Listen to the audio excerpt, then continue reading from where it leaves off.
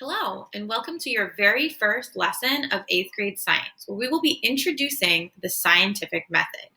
As you know, in Unit 0, you will be learning all of the skills and practices necessary to be successful scientists. You also know that we will be ending this unit with your very own final experiment, where you will be designing and carrying out your own experiment. All of the skills that you will be learning in this unit and using in this experiment fall under what we call the scientific method. So today, let's talk briefly about what the scientific method is and the steps that it involves. So before we look at the steps of the scientific method, in order to study science, it's important that we really understand what science is. Now, there are countless branches and disciplines in science. We could say chemists, physicists, engineering is a branch that uses or applies science. And these are just a few examples of the many, many disciplines of science. However, all scientists, regardless of their discipline or what they specifically study, have one general goal, and that is to perform science, which is really just the process of obtaining or gathering and organizing knowledge that helps us to explain the things that take place in the world around us. So in order for scientists to meet this very large general goal of gathering and figuring out information to explain why things happen, all scientists use what we call the scientific method, which is simply a set of steps or a process that allows us to experiment and answer these questions about things that happen around us. The scientific method is truly how all scientists do science.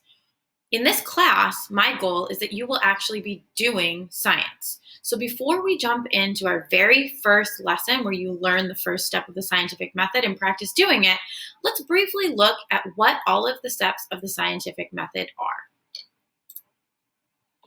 So there are 6 steps to the scientific method, which again, all scientists follow in order to figure out or make explanations for things that happen around us.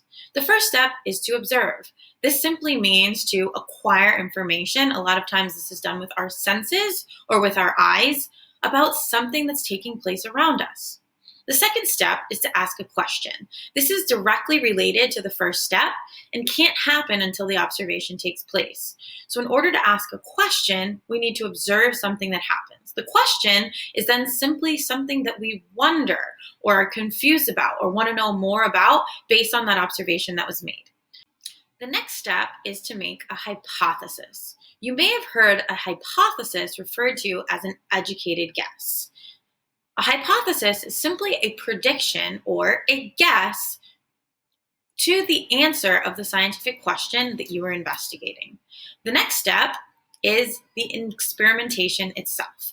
So here is where we actually perform a test or an investigation to collect the data and observations that we will need in order to answer the scientific question that we're investigating. The next step is to analyze the data and interpret it or make sense of the data that was collected in the experimentation step. And finally, the final step of the scientific process is to conclude. So to take that data analysis and interpretation and draw a conclusion or make a decision or figure something out. In the conclusion step of the scientific method, we are trying to use that data to answer the question that we were being asked.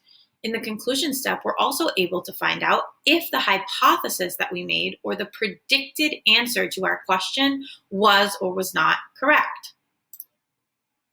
Now that you know the 6 steps to the scientific method, we are ready to jump into learning about the very first step and all of the additional skills and practices that we will need to perform the scientific method on our own.